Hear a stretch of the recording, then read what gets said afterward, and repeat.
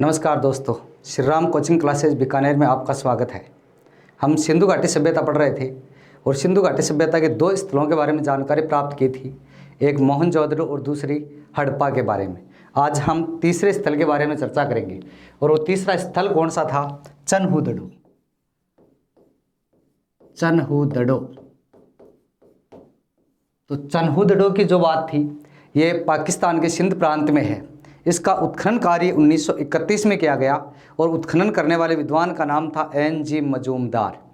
उसके द्वारा उत्खनन किया गया, सिंधु नदी के किनारे स्थित है। तो बात करें कि उत्खनन कार्य किस वर्ष हुआ, तो इसका उत्खनन कार्य किया गया 1931 में। उत्खनन कार्य कब किया गया? उत्खनन कार्य या उत्खनन वर्ष की अगर बात करें तो 1931। उत्खननकर्ता कौन था? उत्खननकर्ता था N.G. मजूमदार। N.G. मजूमदार उत्खनन करता था। और ये किस नदी के किनारे है? तो सिंधु नदी के किनारे है। कौन सी नदी के किनारे है? सिंधु नदी के किनारे है। और कहाँ पर स्थित है? तो ये पाकिस्तान के सिंध प्रांत में, सिंध प्रांत में स्थित है। और सिंध प्रांत कहाँ पर पड़ता है? पाकिस्तान में पड़ता है। तो चनहुदड़ो का उत्खनन कार्य 1931 में N.G. मजूमदार द्वारा किया गया, जो सिंधु नदी के किनारे पाकिस्तान के सिंध प्रांत में स्थित है। यहाँ से जो प्रमुख सामग्री थी वो कौन कौन सी मिली?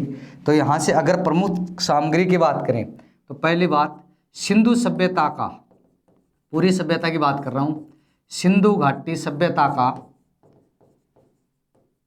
औद्योगिक नगर था। कौन सा नगर था? औद्योगिक नगर था। तो सीधा प्रश्न परीक्षा में पूछते हैं, सिंधु घाटी सभ्यता का औद्योगिक नगर कौन सा था? तो सिंधु घाटी सभ्यता का औद्योगिक नगर कौन सा है? चनहुदड़ो था। सिंधु घाटी सभ्यता का औद्योगिक नगर कौन सा था? चनहुदड़ो था। अब औद्योगिक नगर है तो यहाँ कुछ सामग्री मिली, तो इस उद्योग से क्या क्या मिला? जो परीक्षा में सर्वाधिक बार पूछा जाने वाला प्रश्न है, माला के मनके बनाने का कारखाना। माला के मनके बनाने का कारखाना कहाँ से मिला? तो माला के मनके बनाने का कारखाना चनहुदड़ो से प्राप्त हुआ था। माला के मनके बनाने का कारखाना कहाँ से? चनहुदड़ो से प्राप्त हुआ था। और यहाँ से पीतल की बनी स्याही की द्वात, पीतल की बनी स्याही की द्वात मिली थी। स्याही की द्वात कहाँ से मिली? स्याही की द्वात भी चनहुदड़ो से मिली थी। पीतल की बनी स्याही की द्वात कहाँ से प्राप्त हुई? चनहुदड़ो से, स्याही की द्वात। और यहाँ से क्या मिला? तो ये स्याही की द्वात थी, एक सौंदर्यात्मक सामग्री, सौंदर्यात्मक सामग्री प्राप्त हुई। और वो कौन सी थी? लिपस्टिक के प्रमाण। लिपस्टिक के प्रमाण कहाँ से मिले? चनहुदड़ो से।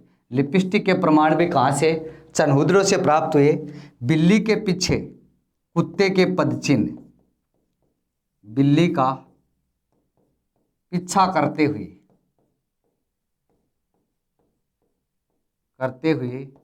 कुत्ते के पदचिन्ह मिले। इतनी सी छोटी सी बात है। सर्वाधिक परीक्षा में पूछा जाने वाला प्रश्न है कौन सा? सर्वाधिक परीक्षा में पूछा जाने वाला प्रश्न है, माला के मनके बनाने का कारखाना कहाँ से मिला? तो माला के मनके बनाने का कारखाना चनहुदड़ो से मिला था। और चनहुदड़ो कहाँ पर है? सिंध प्रांत में। कौन से प्रांत में? सिंध प्रांत में। दूसरा, ये पीतल की बनी स्याही की द्वात कहाँ से? चनहुदड़ो से। लिपस्टिक के प्रमाण भी कहाँ से? चनहुदड़ो से। बिल्ली का पीछा करते हुए कुत्ते के पदचिन्ह भी कहाँ से मिले? चनहुदड़ो से प्राप्त हुआ। ये जो उद्योग था, इस उद्योग में इंटरलॉक बनाए जाते थे। तो मैं यहाँ ये बोल दूँ, वक्राकार ईंटों के प्रमाण, वक्राकार ईंटों के प्रमाण भी कहाँ से प्राप्त हुए? चनहुदड़ो से। जिसे वर्तमान में अगर बात बोलें तो इंटरलॉक, वक्राकार ईंट कौन सी होती है? इंटरलॉक के प्रमाण भी कहाँ से प्राप्त हुए? चनहुदड़ो से। तो चनहुदड़ो की छोटी सी बात है, 4 ही पॉइंट याद करने। औद्योगिक नगर था, माला के मनके बनाने का कारखाना है, पीतल की स्याही की द्वात, लिपस्टिक के प्रमाण और वक्राकार ईंटों के प्रमाण भी कहाँ से मिले? चनहुदड़ो से प्राप्त हुए थे। तो 3 स्थल हो गए, हड़प्पा, मोहनजोदड़ो और चनहुदड़ो। अब बात करते हैं इसके आगे की। अगला जो स्थल कौन सा था, तो इसके बाद की बात करें रोपड़ है। कौन सा स्थल है? रोपड़ है। रोपड़ का उत्खनन कार्य कब किया गया? तो रोपड़ का उत्खनन कार्य किया गया उत्खनन वर्ष, रोपड़ का उत्खनन वर्ष है 1952। कब किया गया उत्खनन? 1952 में किया गया था। दूसरी बात, उत्खनन किसने किया? तो उत्खननकर्ता कौन था? उत्खननकर्ता यज्ञदत्त शर्मा। उत्खननकर्ता कौन था? यज्ञदत्त शर्मा। और ये रोपड़ कहाँ पर है? तो रोपड़ है वो कौन नदी कौन सी? तो सतलज नदी। कौन सी नदी के किनारे है? सतलज नदी के किनारे। और सतलज नदी कहाँ पर है? तो ये वर्तमान में कहाँ पर स्थित है? वर्तमान में भारत वाले पंजाब में स्थित है। कहाँ पर स्थित है? पंजाब में। पंजाब कौन सा? इंडिया वाला। तो भारत में स्थित है कौन सा स्थल है? रोपड़। अब यहाँ एक महत्वपूर्ण प्रश्न बनता है कि स्वतंत्रता के बाद खोजा गया भारत का सिंधु घाटी सभ्यता का प्रथम स्थल कौन सा था? तो स्वतंत्रता के पश्चात, ध्यान देना, ये 1952 का है। और 1952 से पहले जो था उत्खनन नहीं किया गया। तो पहले जो स्वतंत्रता से पहले के हैं, पहले जो स्थल थे वो कौन से? स्वतंत्रता से पहले के। हमने पहले चर्चा की थी, दो ही स्थल स्वतंत्रता से पहले के थे, एक रंगपुर गुजरात में और दूसरा कोटला निहंग पंजाब में। तो प्रश्न बड़ा, स्वतंत्रता के बाद खोजा गया हड़प्पा सभ्यता का पहला स्थल कौन सा? तो स्वतंत्रता के पश्चात भारत में खोजा गया हड़प्पा सभ्यता का पहला स्थल कौन सा? रोपड़। तो यहाँ ये महत्वपूर्ण प्रश्न है कि स्वतंत्रता के पश्चात, स्वतंत्रता के पश्चात खोजा गया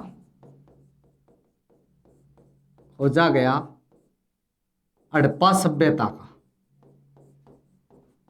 हड़प्पा सभ्यता का भारत में प्रथम स्थल कौन सा था? तो भारत में प्रथम स्थल कौन सा? रोपड़। और अगर दूसरे की बात करें तो दूसरा खोजा गया स्थल कौन सा? तो रोपड़ के बाद में कौन सा? कालीबंगा 52-53। तो यही अगर हम बात करें कि दूसरा खोजा गया स्थल, दूसरा खोजा गया स्थल कौन सा होगा? तो दूसरा खोजा गया स्थल होगा कौन सा? कालीबंगा। दूसरा खोजा गया स्थल कौन सा? कालीबंगा, जो हनुमानगढ़ में स्थित है, राजस्थान का सिंधु घाटी सभ्यता या हड़प्पा कालीन या प्राक हड़प्पा कालीन स्थल था। तो पहला खोजा गया स्थल कौन सा? रोपड़। खोज कब हुई? 1952 में। खोजकर्ता यज्ञदत्त शर्मा। नदी का नाम सतलज। वर्तमान किस राज्य में? पंजाब राज्य में। और पंजाब राज्य में एक रोपड़ जो स्थल है, यह स्वतंत्रता के बाद खोजा गया पहला स्थल था। तो दूसरा खोजा गया स्थल कौन सा था? कालीबंगा था। दूसरी बात, यहाँ से एक ही प्रश्न महत्वपूर्ण बनता है, मनुष्य के साथ कुत्ते के स्वाधान के प्रमाण। मनुष्य के साथ कुत्ते के स्वाधान के प्रमाण, स्वाधान के प्रमाण। मनुष्य के साथ कुत्ते के स्वाधान के प्रमाण कहाँ से मिले? तो मनुष्य के साथ कुत्ते के स्वाधान के प्रमाण कहाँ से?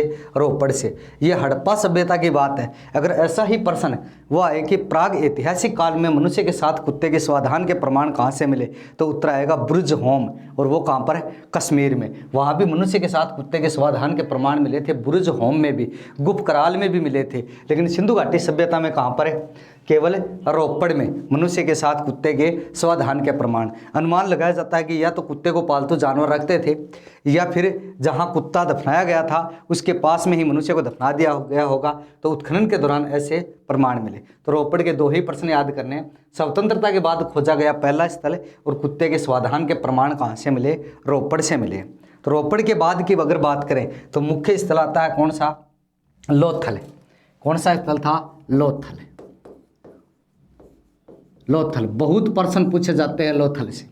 लोथल का उत्खनन वर्ष कब था? तो इसका उत्खनन वर्ष मिलता है लगभग 1957 मिलता है। लेकिन परीक्षा में 2 बार प्रश्न आया और दोनों बार ही 56 माना है, ध्यान रखना। तो इसका उत्खनन कार्य हुआ 1956 में, जबकि बुकों में मिलता है कौन सा? 1957। ये आरपीसी द्वारा 2 बार मान्य प्रश्न है कि इसका उत्खनन कार्य कब किया गया, 1956 में किया गया। लोथल किस नदी के किनारे, तो ये किस नदी के किनारे है, लोथल है बोगवा नदी के किनारे। किस नदी के किनारे, बोगवा नदी के किनारे। लोथल किस नदी के किनारे, बोगवा नदी के किनारे। वर्तमान में कहाँ पर स्थित है, तो लोथल वर्तमान में है गुजरात राज्य में स्थित है। कहाँ पर है, गुजरात राज्य में स्थित है। और सिंधु घाटी सभ्यता में सर्वाधिक खोजे गए स्थल भी कहाँ पर थे, गुजरात में ही थे। इसके अलावा बात करें उत्खननकर्ता कौन था, खोजकर्ता कौन था, तो लोथल की खोज करने वाले विद्वान का नाम था SR राव। क्या नाम था, SR राव। तो लोथल का उत्खनन कार्य 1956 में, नदी का नाम बोगवा, राज्य का नाम गुजरात और खोजकर्ता कौन था, SR राव द्वारा लोथल की खोज की गई थी। ये सेकंड ग्रेड परीक्षा 2018 में सीधा पूछा था कि लोथल की खोज किसने के द्वारा की गई, तो लोथल की खोज करने वाला व्यक्ति या उत्खनन करता व्यक्ति कौन था, SR राव था। लोथल का शाब्दिक अर्थ, लोथल का शाब्दिक अर्थ, लोथल का शाब्दिक अर्थ है मर्तकों का टिल्ला। मर्तकों का टिल्ला, लोथल का शाब्दिक अर्थ है मर्तकों का टिल्ला। लोथल का शाब्दिक अर्थ मर्तकों का टिल्ला। और मोहनजोदड़ो का भी शाब्दिक अर्थ क्या था, मर्तकों का टिल्ला। तो लोथल का शाब्दिक अर्थ कौन सा हुआ, मर्तकों का टिल्ला। यहाँ से लोथल से बंदरगाह के प्रमाण मिले हैं। किसके, बंदरगाह के प्रमाण। और उस बंदरगाह को क्या कहा जाता है, गोदीवाड़ा। क्या कहा जाता है, गोदीवाड़ा या डाक यार्ड। गोदीवाड़ा या डाक यार्ड कहा जाता है। तो लोथल से बंदरगाह, गोदीवाड़ा या डाक यार्ड के प्रमाण मिले हैं। ध्यान रहे, इस सभ्यता में केवल बंदरगाह, गोदीवाड़ा या डाकयार्ड के प्रमाण कहाँ से मिले, लोथल से मिले हैं। तो लोथल से गोदीवाड़ा, डाकयार्ड या बंदरगाह के प्रमाण मिले। ये जो बंदरगाह था, यह हड़प्पा सभ्यता की सबसे बड़ी संरचना मानी जाती है। मैं ये बोल दूं, संपूर्ण हड़प्पा सभ्यता की, संपूर्ण हड़प्पा सभ्यता की, हड़प्पा सभ्यता की सबसे बड़ी संरचना, सबसे बड़ी संरचना किसको माना जाता है, लोथल के बंदरगाह को माना जाता है। जबकि प्रश्न सुनना, पहले मैंने एक प्रश्न बताया था कि हड़प्पा सभ्यता की सबसे बड़ी इमारत कौन सी है, तो वो हड़प्पा से प्राप्त विशाल अन्नागार था। और अगर ये पूछे संपूर्ण हड़प्पा सभ्यता की सबसे बड़ी इमारत, तो विशाल अन्नागार आएगा। सबसे बड़ी संरचना, इतना अंतर है संरचना और इमारत में। तो संरचना अगर पूछता है तो उत्तर क्या आ जाएगा, सबसे बड़ी संरचना बंदरगाह था। क्या था, बंदरगाह। कहाँ से प्राप्त, लोथल से प्राप्त। एनटीपीसी में अभी प्रश्न पूछा था हड़प्पा सभ्यता का मैनचेस्टर, तो हड़प्पा सभ्यता का मैनचेस्टर कौन सा है, लोथल। हड़प्पा सभ्यता का, पूरी हड़प्पा की बात कर रहा हूँ, हड़प्पा सभ्यता का मैनचेस्टर किसको कहा जाता है, लोथल को कहा जाता है। क्यों, क्योंकि मैनचेस्टर सूती कपड़े का बड़ा केंद्र था। भारत का मैनचेस्टर अहमदाबाद, उत्तर भारत का कानपुर, दक्षिण भारत का कोयम्बटूर। तो अगर सूती कपड़े से तुलना की जाए तो सूती कपड़े के प्रमाण लोथल से मिले थे, इसलिए लोथल को क्या कह दिया, मैनचेस्टर। लोथल को क्या कह दिया, मैनचेस्टर। किस सभ्यता का, हड़प्पा सभ्यता का मैनचेस्टर। और यहाँ से क्या क्या मिला, माप तोल के बाट, किसके, माप तोल के बाट और चक्की के पाट। माप तोल के बाट व चक्की के पाट मिले हैं। चक्की के पाट याद करने के लिए साथ लिखा है, माप तोल के बाट और चक्की के पाट कहाँ से प्राप्त हुए, लोथल से प्राप्त हुए थे। माप तोल के बाट और चक्की के पाट। इनके अलावा 3 अग्निवेदिकाओं के प्रमाण, कितनी अग्निवेदिका, 3 अग्निवेदिकाओं के प्रमाण, 3 अग्निवेदिकाओं के प्रमाण, 3 अग्निवेदिकाओं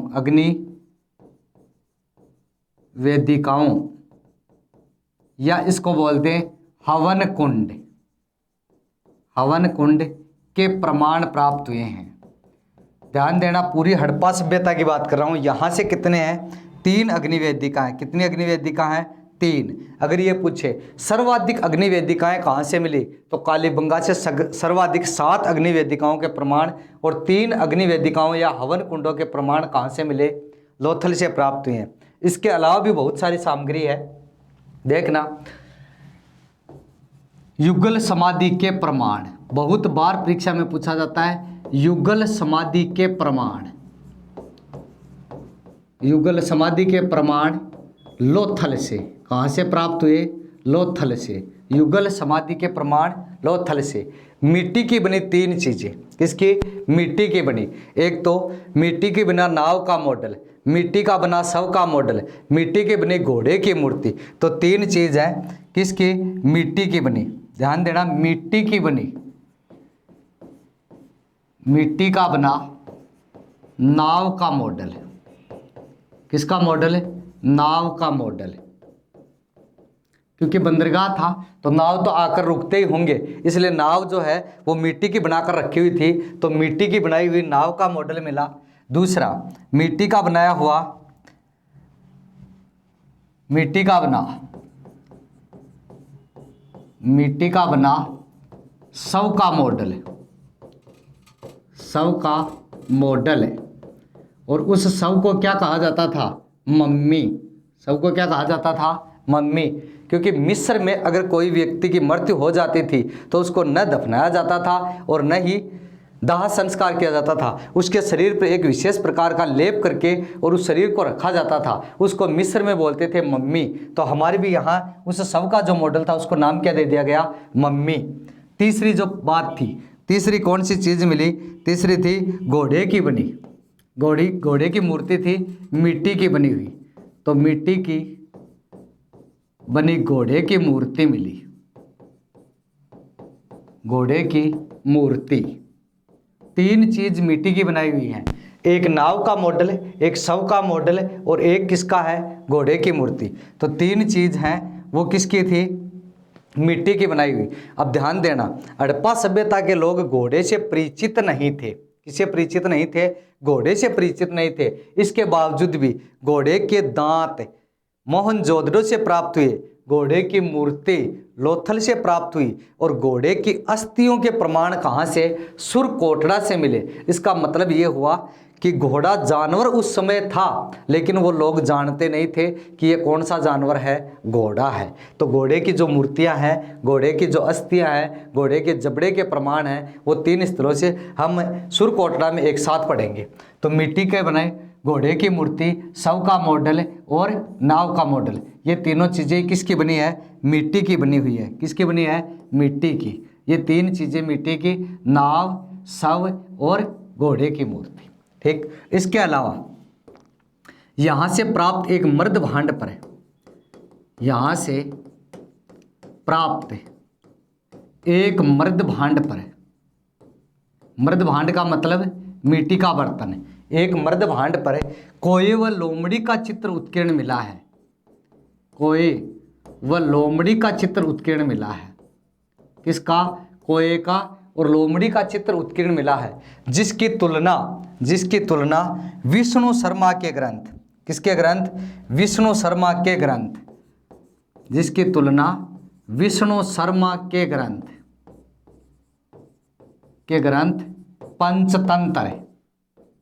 पंचतंत्र की कहानी चालाक लोमड़ी से की गई है। चालाक लोमड़ी से की गई है। किससे की गई है? चालाक लोमड़ी से। तो यहाँ से प्राप्त एक मर्द भांड पर कोए व लोमड़ी का चित्र उत्कीर्ण मिला, कोए का और लोमड़ी का चित्र उत्कीर्ण मिला, जिसकी तुलना की गई है विष्णु शर्मा के ग्रंथ। किसका ग्रंथ था? विष्णु शर्मा का ग्रंथ। ग्रंथ का नाम क्या है?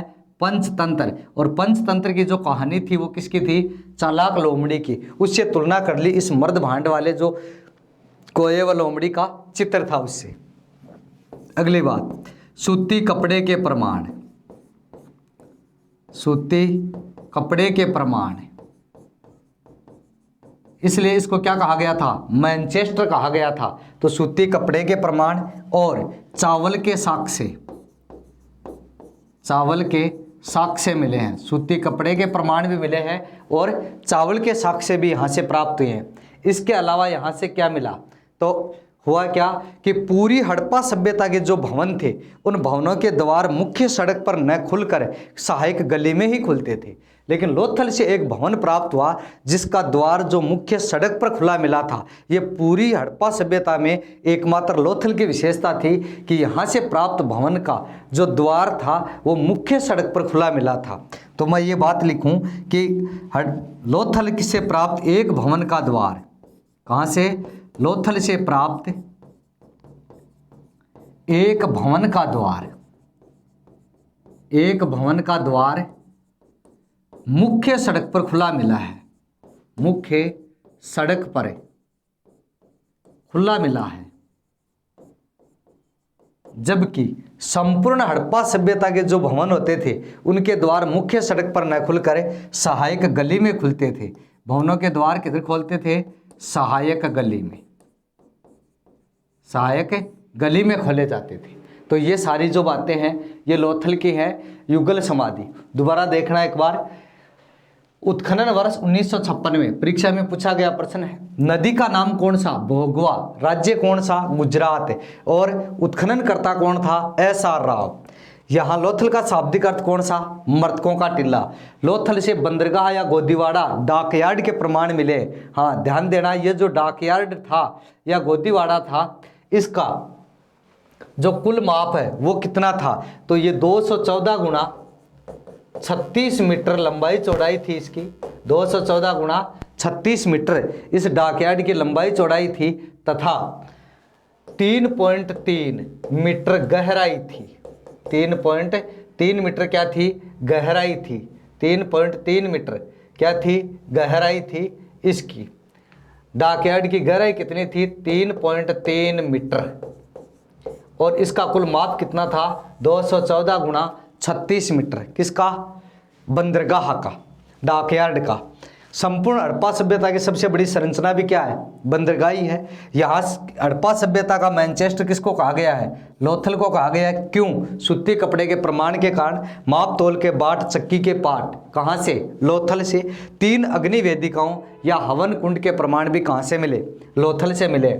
इसके अलावा यहाँ से और कौन सी सामग्री प्राप्त थी,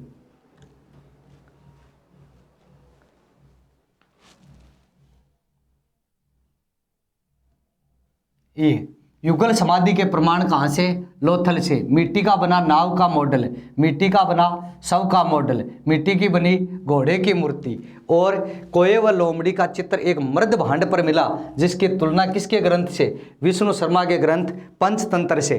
ध्यान रखना, पंचतंत्र एकमात्र ऐसा ग्रंथ था जो संस्कृत भाषा में लिखा गया था जिसका सर्वाधिक भाषाओं में अनुवाद हुआ। अरबी में इसका अनुवाद था कलीला दिमना और फारसी में इसका अनुवाद था अनवार ए सुहेली। तो सर्वाधिक भाषाओं में अनुवादित ग्रंथ भी कौन सा, पंचतंत्र। और इसमें कहानी कौन सी थी, चालाक लोमड़ी की थी। सूती कपड़े के प्रमाण, चावल के साग से, लोथल से प्राप्त एक भवन के द्वार जो था वो मुख्य सड़क पर खुला मिला। बाकी सारे जो भवन थे वो पूरी सभ्यता के मुख्य सड़क पर न खुलकर कहाँ खुलते थे, सहायक गली में खुलते थे। ये बात किसकी, लोथल की। अब हम चर्चा करते हैं लोथल के अलावा जो स्थल था वो है आलमगीरपुर।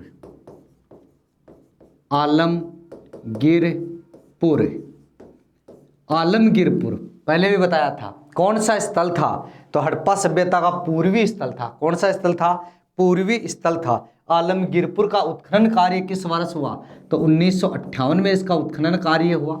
उत्खननकर्ता कौन था, जो रोपड़ का था वही था यज्ञदत्त शर्मा। कौन था, यज्ञदत्त शर्मा था, यज्ञदत्त शर्मा इसका उत्खनन करता था। और ये किस नदी के किनारे, तो हिंडन नदी के किनारे है। हिंडन नदी कहाँ पर है, तो ये योगी आदित्यनाथ की नगरी उत्तर प्रदेश में स्थित है। कहाँ पर है, उत्तर प्रदेश में स्थित है। यहाँ की अगर मूल बात करें तो ये हड़प्पा सभ्यता का कौन सा स्थल था, ये हड़प्पा सभ्यता का पूर्वी स्थल था। कौन सा स्थल था, पूर्वी स्थल था हड़प्पा सभ्यता का पूर्वी स्थल था और यहाँ से एक ही सामग्री मिली है, वो कौन सी थी? रोटी बेलने की चौकी। रोटी बेलने की चौकी के प्रमाण, चौकी के प्रमाण, रोटी बेलने की चौकी के प्रमाण। मैं ये बोल दूं चकला, जिस पर रोटी बेली जाती है, तो रोटी बेलने की चौकी के प्रमाण या चकला के प्रमाण कहाँ से मिले? आलमगीरपुर से। अगर तीन बात याद रखने, पूर्वी स्थल है और रोटी बेलने की चौकी मिली, और इसका जो उत्खनन कार्य 1958 में यज्ञदत्त शर्मा द्वारा किया गया, हिंडन नदी के किनारे कहाँ पर स्थित है? उत्तर प्रदेश में स्थित है। इसके बाद की बात करें तो अगला जो स्थल है वो होगा कौन सा? सुरकोटड़ा। कौन सा स्थल है? सुरकोटड़ा। और सुरकोटड़ा जो स्थल था, इसकी जो खोज थी वो 1960 में जगपति जोशी द्वारा की गई थी, और ये गुजरात राज्य में है। किस राज्य में है? गुजरात राज्य में। जगपति जोशी द्वारा 1960 में इसकी खोज की गई, ये गुजरात राज्य में। यहाँ के प्रश्न सुनना। तराजू का पलड़ा, तराजू का पलड़ा मिला है। किसका पलड़ा? तराजू का। ताकड़ी का पालड़ा सुरकोटड़ा से प्राप्त हुआ। और दूसरा जो महत्वपूर्ण प्रश्न है वो महत्वपूर्ण प्रश्न है घोड़े की, घोड़े की अस्थियों के प्रमाण। घोड़े की अस्थियों के प्रमाण मिले हैं। किसके? घोड़े की अस्थियों के प्रमाण कहाँ से प्राप्त हुए? सुरकोटड़ा से प्राप्त हुए घोड़े की अस्थियों के प्रमाण। तो दो बात, तराजू का पलड़ा और घोड़े की अस्थियों के प्रमाण। तो आलमगीरपुर का पूर्वी स्थल है और रोटी बेलने की चौकी का एक ही बात, और सुरकोटड़ा की दो बात, तराजू का पलड़ा और घोड़े की अस्थियों के प्रमाण। अब घोड़े की अगर सारी बातें वो पूरी सभ्यता की हम एक साथ लिखें तो देखना, मैं ये लिखूं कि हड़प्पा सभ्यता के लोग, हड़प्पा सभ्यता के लोग घोड़े से परिचित नहीं थे। घोड़े से परिचित नहीं थे, परिचित नहीं थे। यह शब्द लिखा मैंने कौन सा? कि हड़प्पा सभ्यता के लोग घोड़े से परिचित नहीं थे। किससे परिचित नहीं थे? घोड़े से। फिर भी घोड़े के अवशेष मिले, तो घोड़े के अवशेष, घोड़े के अवशेष कहाँ कहाँ से प्राप्त हुए? तो तीन स्थलों की बात करूँगा। पहला स्थल है घोड़े के दांत। घोड़े के दांत कहाँ से मिले? तो घोड़े के दांत मिले कहाँ से? मोहनजोदड़ो से। कहाँ से प्राप्त हुए? मोहनजोदड़ो से। दांत या जबड़ा कहाँ से? मोहनजोदड़ो से। अगर दूसरे प्रश्न की बात करूं तो घोड़े की मिट्टी की मूर्ति, घोड़े की मिट्टी की मूर्ति कहाँ से मिली? तो घोड़े की मिट्टी की मूर्ति कहाँ से प्राप्त हुई? लोथल से। कहाँ से हुई? लोथल से। घोड़े की मिट्टी की मूर्ति कहाँ से? लोथल से। और तीसरा जो अभी हमने पढ़ा है कौन सा? घोड़े की अस्थियों के प्रमाण। घोड़े की अस्थियों के प्रमाण। प्रमाण कहाँ से मिले? तो सुरकोटड़ा से। कहाँ से मिले? सुरकोटड़ा से। और सुरकोटड़ा कहाँ पर है? गुजरात में। लोथल भी कहाँ पर है? गुजरात में। और मोहनजोदड़ो कहाँ पर है? पाकिस्तान में। तो घोड़े से संबंधित पूरी बातें मैंने एक साथ लिखा दी है। दांत मोहनजोदड़ो से, मूर्ति कहाँ से? लोथल से। और अस्थियों के प्रमाण कहाँ से मिले? सुरकोटड़ा से प्राप्त हुए। पूरी सभ्यता में घोड़े से संबंधित पूर्ण जानकारी। तो दो बात आलमगीरपुर की और लोथल की जो हमने पढ़ी, उनके अलावा सुरकोटड़ा की जो बात है, तो सुरकोटड़ा में घोड़े के जो अवशेष थे वो पूरी सभ्यता के एक साथ। इसके अलावा और कौन सा स्थल है? तो अब स्थल की अगर बात करें तो वो है बनवाली। कौन सा स्थल है? बनवाली। बनवाली कहाँ पर है? तो बनवाली हरियाणा में है। बनवाली कहाँ पर है? हरियाणा में है। बनवाली का उत्खनन कार्य 1972-73 में कब किया गया? 1972-73 में बनवाली का उत्खनन किया गया। उत्खननकर्ता कौन था? R.S. बिष्ट। R.S. बिष्ट, रविंदर सिंह बिष्ट ने बनवाली का उत्खनन किया था। बनवाली किस नदी के किनारे? तो ये घग्गर नदी के किनारे। और कहाँ पर है? तो ये कहाँ पर है? हरियाणा में। कहाँ पर है? हरियाणा में। तो बनवाली का उत्खनन कार्य 72-73 में RS बिष्ट ने किया। ये घग्गर नदी के किनारे स्थित है और घग्गर नदी किनारे किस राज्य में? हरियाणा में स्थित है। यहाँ से क्या मिला? तो यहाँ से एक तो मिट्टी का बना हल्का मॉडल, मिट्टी का बना हल्का मॉडल, हल्का मॉडल। अब मिट्टी का बना हल्का मॉडल है, इसका मतलब ये कृषि करना जानते थे और कृषि के कोई न कोई तो जरूर मिले। तो यहाँ कृषि में जो वह सरसों के प्रमाण, कृषि की फसलों में, कृषि की फसलों में जो वह सरसों के प्रमाण मिले। किसके प्रमाण? जो वह सरसों के प्रमाण, जो वह सरसों के प्रमाण कहाँ से मिले? बनवाली से मिले थे। दूसरी बात, मिट्टी का बना हल्का मॉडल मिला। मिट्टी का बना नाव का मॉडल कहाँ से? नाव का मॉडल लोथल से। और मिट्टी का बना शव का मॉडल भी कहाँ से? लोथल से। घोड़े की मूर्ति भी लोथल से। लेकिन मिट्टी का बना हल्का मॉडल अगर पूछे तो हल्का मॉडल कहाँ से है? ये बनवाली से है।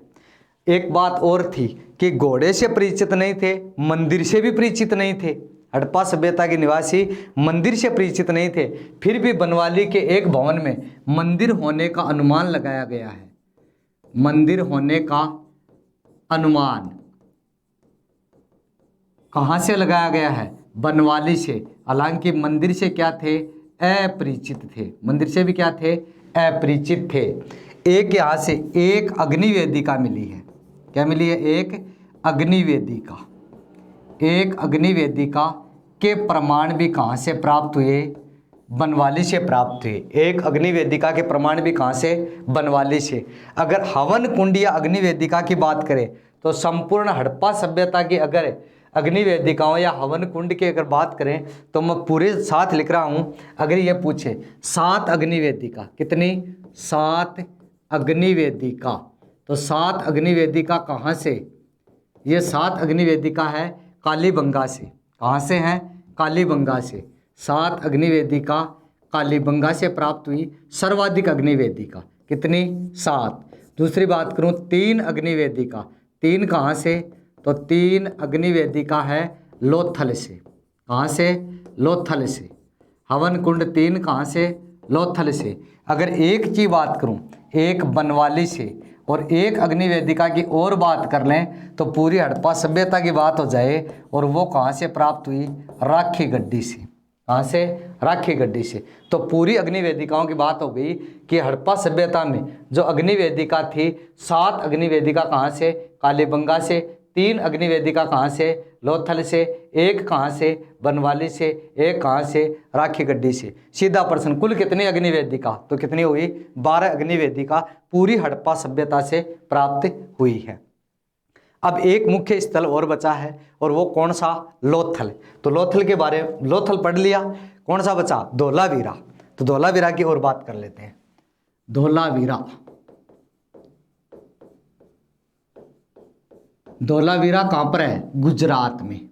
धोलावीरा कहाँ पर है? गुजरात में। सीधा प्रश्न पूछते हैं, धोलावीरा स्थल कहाँ पर है? गुजरात में। उत्खनन वर्ष कौन सा था? तो धोलावीरा का उत्खनन वर्ष था 1990-91 में। धोलावीरा का उत्खनन कब हुआ? 1990-91 में। उत्खननकर्ता कौन था? तो एक तो वो RS बिष्ट है, रविंदर सिंह बिष्ट, और एक था JP जोशी, जगपति जोशी। इन 2 व्यक्तियों ने मिलकर क्या किया था? उत्खनन किया था। और 2 नदी है, मंदर नदी और मादर नदी, वो महत्वपूर्ण नहीं है। तो धोलावीरा की 3 बात याद, गुजरात में स्थित है, 90-91 में उत्खनन हुआ। उत्खनन करने वाले 2 विद्वान हैं जिनके नाम है RS बिष्ट और JP जोशी। धोलावीरा का शाब्दिक अर्थ, शाब्दिक अर्थ, धोला यानी सफेद, वीरा यानी कुआं। धोला यानी सफेद, वीरा यानी कुआं। तो अर्थ हुआ सफेद कुआं। धोलावीरा का शाब्दिक अर्थ क्या है? सफेद कुआं। धोलावीरा का शाब्दिक अर्थ सफेद कुआं। और धोला कुआं कहाँ पर है? दिल्ली में। धोला कुआं दिल्ली में, सफेद कुआं कहाँ पर है? गुजरात में। अब यहाँ से जो बात थी, प्राप्त सामग्री कौन कौन सी है? तो यहाँ से एक तो विशाल स्टेडियम के प्रमाण मिले हैं। विशाल स्टेडियम के प्रमाण, विशाल स्टेडियम के प्रमाण धोलावीरा से मिले हैं। और ये सेकंड ग्रेड परीक्षा 2018 SST में पूछा गया था कि विशाल स्टेडियम के प्रमाण कहाँ से मिले। विशाल स्टेडियम के प्रमाण कहाँ से मिले? धोलावीरा से मिले। दूसरी बात, यहाँ से 10 अक्षरों वाली, कितने अक्षरों वाली? 10 अक्षरों वाली हड़प्पा लिपि के प्रमाण, 10 अक्षरों वाली हड़प्पा लिपि के प्रमाण, हड़प्पा लिपि के प्रमाण मिले। और वो क्या थे प्रमाण? ये एक भवन के सामने एक वो प्लेट लगी हुई थी, उस प्लेट पर 10 अक्षर थे, किसके? हड़प्पा लिपि के। और 10 अक्षर होने के कारण उसके 2 नाम निकाल दिए। एक पे तो ये कहा कि ये नेम प्लेट है, क्या नाम दे दिया? Name plate. तो 10 अक्षरों वाली जो प्लेट थी, उस 10 अक्षरों वाली लिपि को क्या नाम दिया? Name plate. दूसरा ये कहा जाता है नेम प्लेट नहीं, ये साइन किया हुआ बोर्ड है, तो नाम उसका निकाल दिया क्या? Sign board. दूसरा नाम क्या था? Sign board. तो सीधा परीक्षा में पूछते हैं साइन बोर्ड व नेम प्लेट के प्रमाण कहाँ से? धोलावीरा से। कितने अक्षर थे? 10 अक्षरों की लिपि थी। कौन सी? हड़प्पा लिपि के प्रमाण 10 अक्षरों वाली थी, जिसे नेम प्लेट या साइन बोर्ड कहा जाता है। इसके अलावा यहाँ से 6 तालाबों के प्रमाण मिले। कितने तालाब? 6 तालाबों के प्रमाण। और 6 तालाबों के प्रमाण मिलने के कारण इन्हीं तालाबों से क्या की जाती थी? सिंचाई की जाती थी। तालाब से क्या की जाती थी? सिंचाई। तो प्रश्न बन गया तालाबों से सिंचाई के प्रमाण, किससे? तालाबों से सिंचाई के प्रमाण केवल कहाँ से मिले? धोलावीरा से। तालाबों से सिंचाई के प्रमाण केवल धोलावीरा से मिले।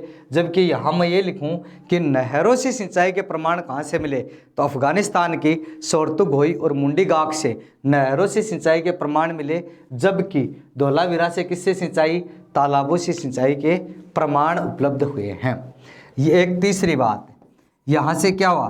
पूरी जो हड़प्पा सभ्यता है उसका जो उत्खनन किया गया वो 2 ही स्तर पर था, एक दुर्ग स्तर पर और एक नगर स्तर पर। यानी उत्खनन कार्य 2 स्तरों पर हुआ। उत्खनन कार्य संपूर्ण हड़प्पा सभ्यता का 2 स्तर पर हुआ। कितने स्तर पर? 2 स्तर पर। कौन कौन से? नंबर 1 दुर्ग भाग का उत्खनन और दूसरा था नगर भाग का उत्खनन। लेकिन ये जो धोलावीरा था इसका उत्खनन मध्यम भाग का भी कर लिया गया। किसका उत्खनन? दुर्ग और नगर के बीच की जगह का उत्खनन किया गया। तो प्रश्न बना मध्यम नगर के प्रमाण, मध्यम नगर के उत्खनन के प्रमाण, किसके? मध्यम नगर के उत्खनन के प्रमाण, मध्यम नगर के उत्खनन के प्रमाण, मध्यम नगर के उत्खनन के प्रमाण केवल कहाँ से? केवल धोलावीरा से मिले। कहाँ से मिले? केवल धोलावीरा से मध्यम नगर के उत्खनन के प्रमाण मिले। तो ये मूल बातें थी किसकी? धोलावीरा की। दोबारा सुनना, गुजरात में स्थित है। 90-91 में उत्खनन हुआ। RS बिष्ट JP जोशी ने किया। शाब्दिक अर्थ सफ़ेद कुआं है। और सबसे महत्वपूर्ण प्रश्न, विशाल स्टेडियम के प्रमाण कहाँ से मिले? धोलावीरा से, जो SST 2018 में पूछा भी गया था सेकंड ग्रेड एग्जाम में। कौन सी में? सेकंड ग्रेड में। और 10 अक्षरों वाली हड़प्पा लिपि के प्रमाण, जिसे नेम प्लेट या साइन बोर्ड नाम दिया गया। तालाबों से सिंचाई के प्रमाण भी केवल कहाँ से? धोलावीरा से। नहरों से सिंचाई के प्रमाण अफगानिस्तान से। उत्खनन जो था वो 2 स्तरों पर ही हुआ पूरी सभ्यता का, दुर्ग भाग और नगर भाग। लेकिन यहाँ जो उत्खनन है वो किस में? मध्यम नगर के उत्खनन के प्रमाण कहाँ से मिले? तो मध्यम नगर के उत्खनन के प्रमाण कहाँ से मिले?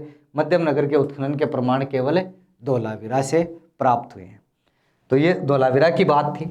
एक अंतिम जो प्रश्न था वो पहले बताया मैंने, देमाबाद जो हड़प्पा सभ्यता का दक्षिणी स्थल था।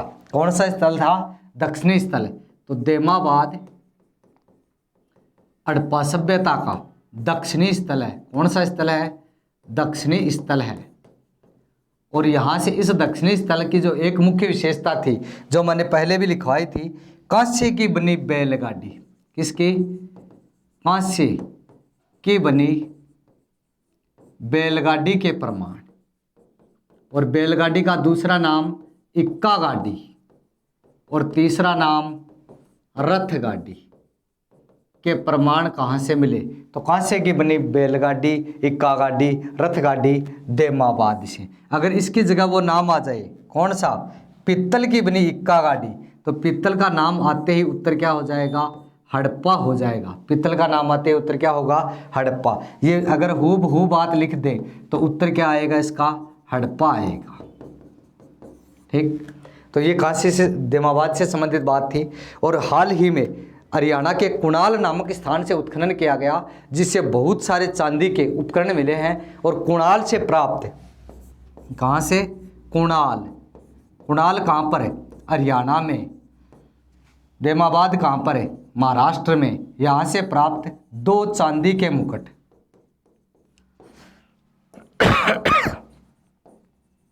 प्रसिद्ध हैं। तो ये हुई सिंधु घाटी सभ्यता की बात। अब आगे जो महत्वपूर्ण सामाजिक धार्मिक जीवन है वो हम अगले कक्षा में अध्ययन करेंगे।